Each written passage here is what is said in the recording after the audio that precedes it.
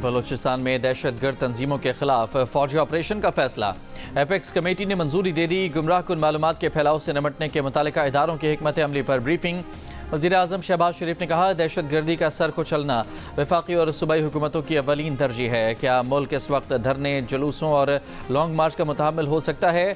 सबको मिलकर तरक्की और खुशहाली के लिए फैसले करने होंगे।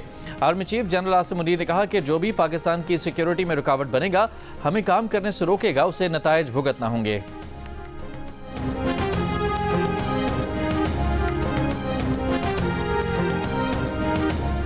वज़ीर आला खैबर पख्तूनख्वा ने एपेक्स कमेटी में 99% गुफ्तगू सूबे में दहशतगर्दी के हवाले से की। बानी PTI की क़ैद और जलसे से मुतालिक तबर्रुक के तौर पर बात की।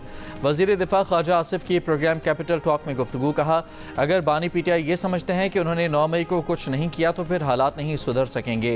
प्रोग्राम आज शाहजेब खानजादा के साथ में गुफ्तगू में वज़ीर मनसूबाबंदी एहसन इकबाल ने कहा कि नेशनल एपेक्स कमेटी इजलास में किसी को किसी सियासी बात का कोई सियासी जवाब नहीं मिला। इजलास का दो टोक पैगाम था कि सियासी और माशी बहाली के हवाले से किसी को खेलने नहीं देंगे।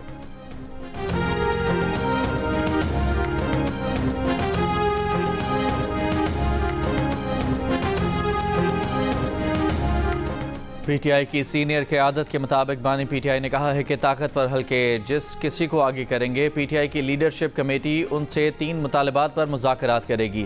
3 मुतालबात 26वीं आइनी तरमीम के खात्मे और आइन की बहाली के अलावा मैंडेट की वापसी और तमाम बेगुनाह सियासी कैदियों की रिहाई पर बात करेगी। बानी PTI ने कहा है कि 24 नवंबर का एहतजाज ना मौखर होगा ना मुअत्तल होगा। 24 नवंबर को जो बाहर ना निकला वो पार्टी से बाहर हो जाएगा।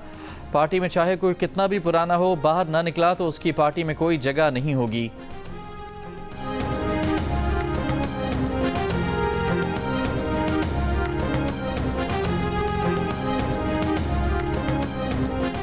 PTI ने इंतज़ामिया को मार्च, एहतजाज, धरने या जलसे की ताहाल दरख्वास्त नहीं दी। इस्लामाबाद इंतज़ामिया ने PTI के इज्तिमा को रोकने की तैयारियां शुरू कर दी। पुलिस को आंसू गैस शेल, रबर की गोलियां और एंटी राइट किट्स मुहैया कर दी गईं। इस्लामाबाद के गिरदोनवा में कंटेनर्स पहुंचाने का काम आज से शुरू होने का इम्कान।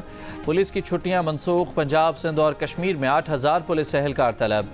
पंजाब भर से 10,700 की नफरी स्टैंड बाय कर दी गई। अमन व अमान की सूरत हाल ख़राब करने वालों के साथ सख्ती से निपटने का फैसला। IG पंजाब के हुक्म पर AIG ऑपरेशंस पंजाब ने मुतालिका अफसरान को मरासला भिजवा दिया।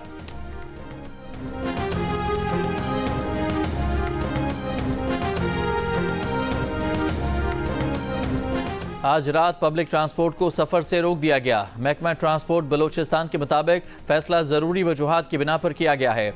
अंदरूने मुल्क जाने वाली कोचेस, बसें, मिनी बसें रात को रवाना न हों। एक और नाकारा तैयारे को आज सुबह 4 बजे कराची हैदराबाद रवाना किया जाएगा। तर्जमान CAA के मुताबिक तैयारे को नेशनल हाईवे से भेजा जाएगा। 40 टन वजनी तैयारा तरबियती मकासद के लिए मुंतकिल किया जाएगा।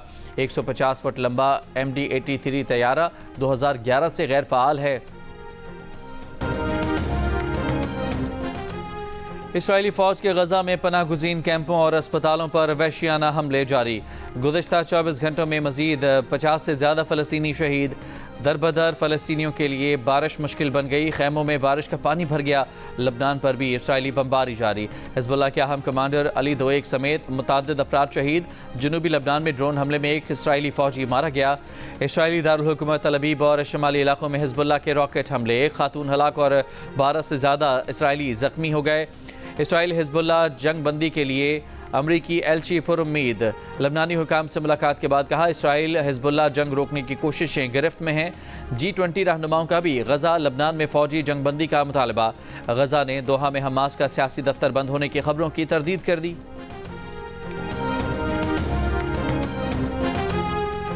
इसराइली बमबारी के शिकार फ़लस्तीनियों के ज़ख्मों में कीड़े पड़ने लगे।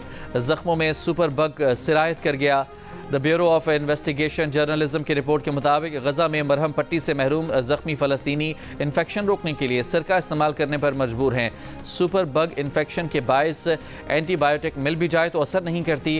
गजा के अस्पतालों में 70% ज़ख्मी मरीजों में सुपर बग वायरस की निशानदही हुई है।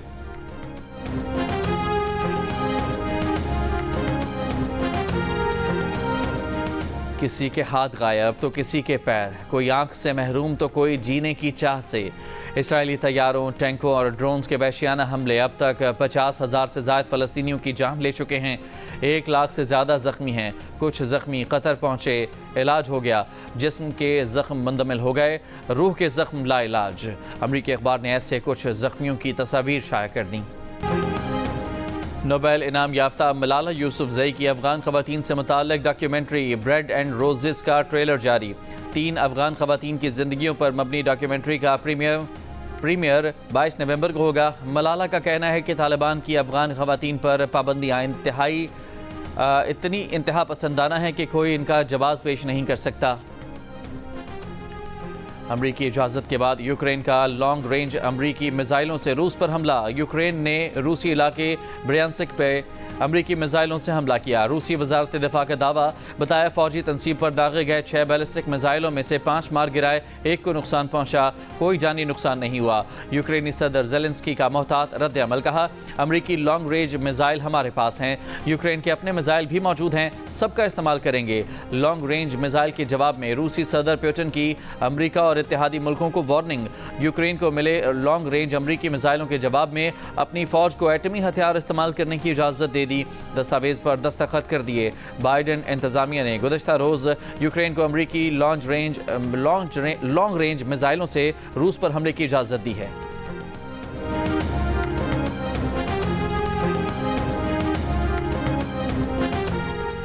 चौबीस क़रात के असली सोने की सुनहरी चमचमाती गाड़ी की दुबई में नुमाइश।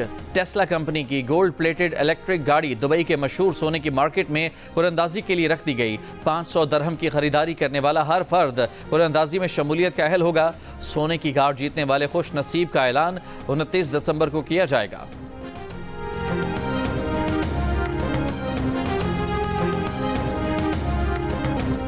वज़ीर दाखिला मोहसिन नकवी की मौलाना फजलुर रहमान से उनकी रिहाइशगाह पर मुलाकात। 26वीं आईनी तरमीम की मंजूरी में किरदार पर मौलाना फजलुर रहमान का शुक्रिया अदा किया। कहा मौलाना फजलुर रहमान ने हमेशा पाकिस्तान के मफादात को मुकद्दम रखा है। मौलाना फजलुर रहमान ने कहा कि उनकी तरजीह पाकिस्तान और पाकिस्तानी अवाम है।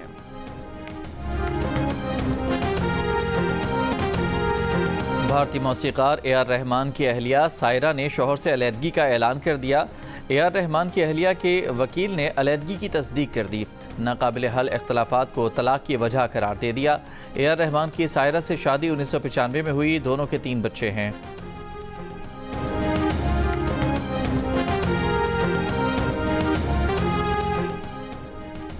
जिम्बाब्वे के खिलाफ वनडे सीरीज के लिए कौमी क्रिकेट स्क्वाड मेलबर्न से बरास्ता दुबई जिम्बाब्वे के लिए रवाना। पाकिस्तान और जिम्बाब्वे के दरमियान पहला वनडे 24 नवंबर को खेला जाएगा। पाक जिम्बाब्वे सीरीज के मैचेस जियो सुपर बराह रास्त नशर करेगा।